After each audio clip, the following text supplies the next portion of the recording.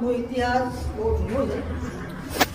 એક આપણી માણસ હતા જે વખતે બગદાદ વસ્તુ પણ બગદાદ અબ્બાસી ખલીફા હારૂન રશીદના જમાનાનું હતું.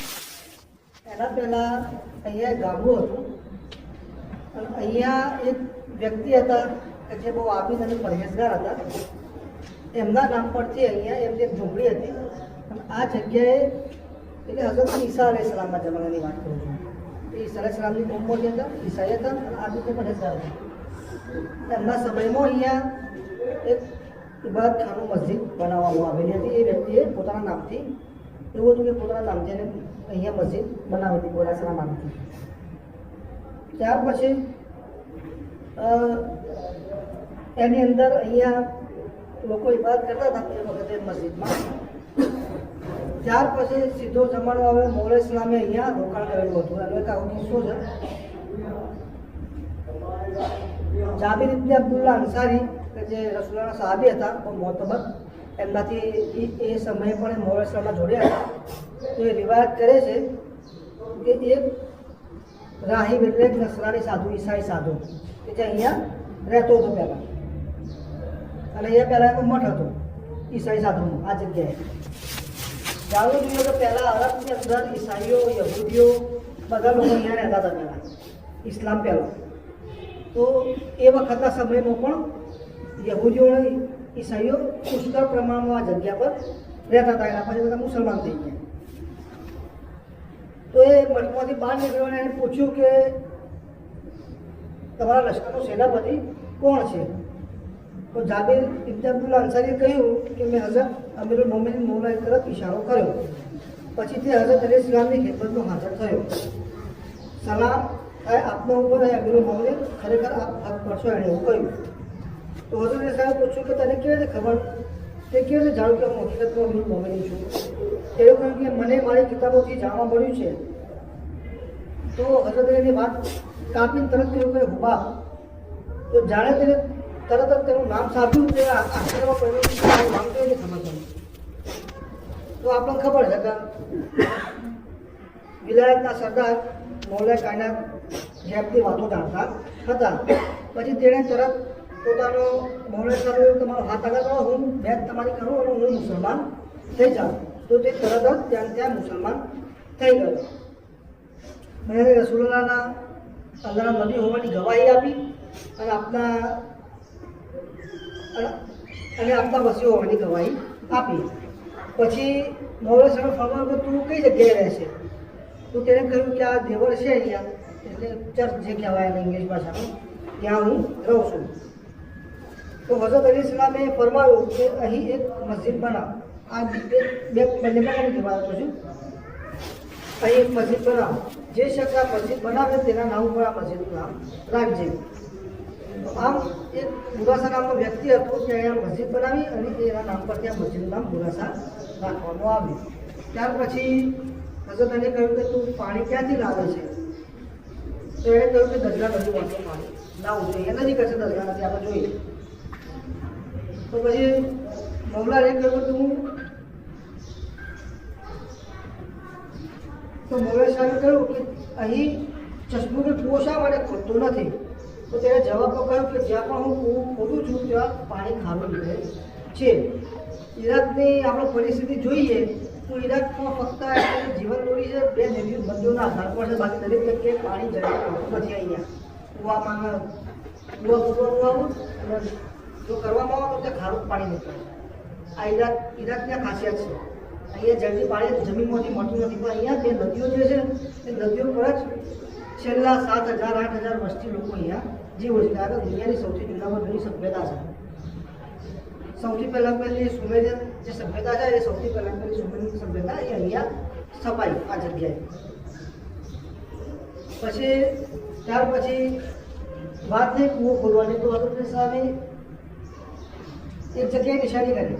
જ્યારે તો ખોદકામ કર્યું તો ત્યાં એક મોટો વજનદાર પથ્થર દેખાયો, જેને રાહી ઉઠાવી શકતો ન હતો. હઝરત અલીસ્લામે પથ્થર ઉપાડીને ફેંકી દીધો. તે નીચે ઝરણું ફૂટી નીકળ્યું પાણીનું, જેનું પાણી ઘણું જ મીઠું હતું. પછી આ અલીસ્લામ ફરમાવ્યું, હુબા, આ મસ્જિદ પાસે એક શહેરમાં છે કે જે મોટાભાગના લોકો ઝાલિમ હશે. આપણને ખબર છે કે ઝાલિમ બાદશાહો અહીંયા જે રાજધાની હોય તે બધા બાદશાહો હોય, બાદશાહો બધા લગભગ ઝાલિમ જ હોય. કોઈક જ એવા બાદશાહો કે જે આદિલ હોય. અને મોટાભાગના લોકો ઝાલિમ હશે અને તેમાં મોટા ફસાદ ઊભા થશે. આપણે જોઈએ છીએ કે ઈરાકની અંદર કોઈ શાંતિ રહી નથી. જ્યારે જોવા ત્યારે ફસાદ અને ફિતના અહીંયા ફેલાતા રહેશે. જંગ ચાલુ જ છે વર્ષોથી. આપણે જોઈએ છીએ કે તમે આખા વર્ષનો ઈરાકનો ઇતિહાસ જોશો ને તો સૌથી વધારે જંગ આ જમીન પર થયા છે. તમે જોઈ લેજો ઇતિહાસમાં ગમે તે કિતાબમાં.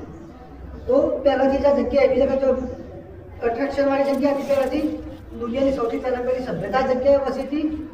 અને એ વખતે આ એક યુગનું મરકઝ પણ હતું. આપણે જાણીએ છીએ કે અબ્બાસી ખલીફાના સમયમાં સ્કૂલ ઓફ વિઝડમ કે જે મોટા મોટા આલિમોના આજે બધા અહીંયા આવતા એટલે દુનિયાનું એક મરકઝ હતું આ જગ્યા.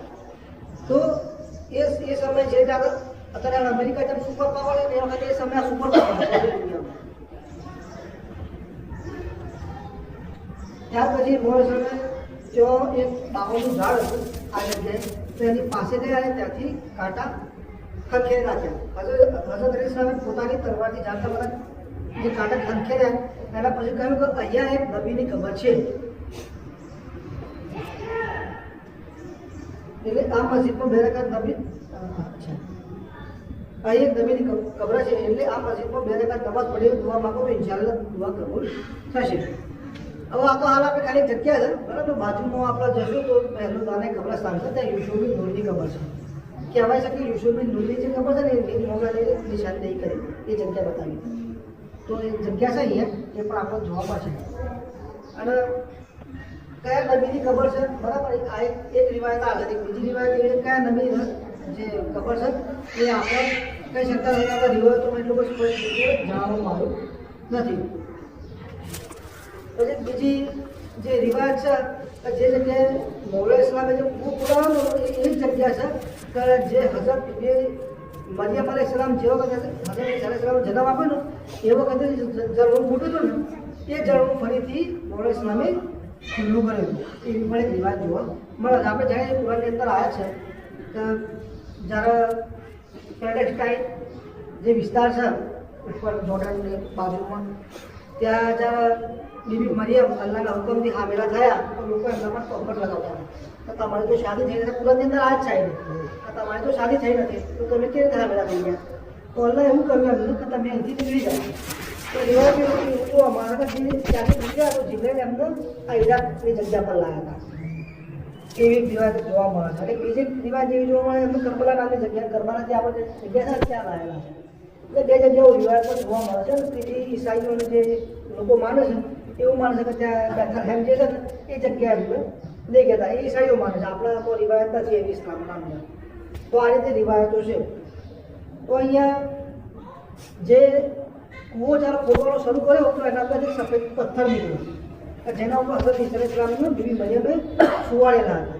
તો એ પથ્થર આજે સામે દેખાય ને કૂવો એના બાજુમાં અહીંયા દીવાલ છે ને અહીંયા બોક્સમાં મૂકેલો છે એમાં ત્યાં દેખાશે બરાબર. અને એના ઉપર પંજેતરના નામ કોતરેલા છે એ તમને દેખાશે. આ જે કૂવો છે અંદર એ મોલા ઇસ્લામે કૂવો ખોદાવેલો છે. આ જે પથ્થર છે એના પર મોલા ઇસ્લામ બેસેલા હતા. તો એવું કહેવામાં આવે છે કે અહીંયાથી જ્યાં કૂવાનું પાણી છે એ પથ્થરના નાખીને પીવામાં આવે તો અલ્લાહ શિફા આપે એની બરકતથી બરાબર. અને આ સામે જે છે એ મસ્જિદે બુરાદા છે. તો આની અંદર બીજી એક રિવાજ છે એવી કે આ જગ્યાએ 4 દિવસ સુધી મોગલ ઇસ્લામ અને એમના લશ્કરે અહીંયા રોકાણ કર્યું હતું. અને એક બીજી વાત કે જે પાદરી હતો છે એનો એને કઈ રીતે ખબર પડી કે એના બધો રસૂલ છે, બધો રસૂલના વસી છે, એ કઈ રીતે ખબર પડી? તો એની કિતાબમાં એવું લખેલું હતું કે આ જગ્યા પર કોઈ પણ લશ્કર ઊભું ના રહી શકે. એમની જુદી જે કિતાબો હતી ઈસાઈઓની એ કિતાબની અંદર એવું લખેલું હતું કે આ જગ્યાએ કોઈ બાદશાહ એવું કોઈ અહીંયા ઊભું નહીં રહી શકે સિવાય એક જે રસૂલ હોય અથવા રસૂલનો કોઈ વસી હોય તો એ જ વ્યક્તિ અહીંયા ઊભો રહી શકે. અમે રસૂલના વસી મોલાલી છું તો એ રીતે એમને અહીંયા પોતાનું લશ્કરનું રોકાણ કર્યું. તો એ રીતે એનું યકીન થઈ ગયું કે આ કોઈ મોટી હસ્તી છે અને ઈમાન લઈ આવ્યો. અહીંયા હઝરત ઇમામ હસન અને ઇમામ હુસૈન પણ આ જગ્યાએ મોગલ ઇસ્લામ સાથે આવ્યા હતા. મોગલ અબ્બાસ પણ આ જગ્યાએ આવેલા હતા. તો અહીંયા એમણે બધાએ નમાઝ પઢેલી છે. જગ્યાએ તો અહીંયા 2 રકાત નમાઝ પઢી છે, સવાબનું કામ છે એટલે અહીંયા 2 રકાત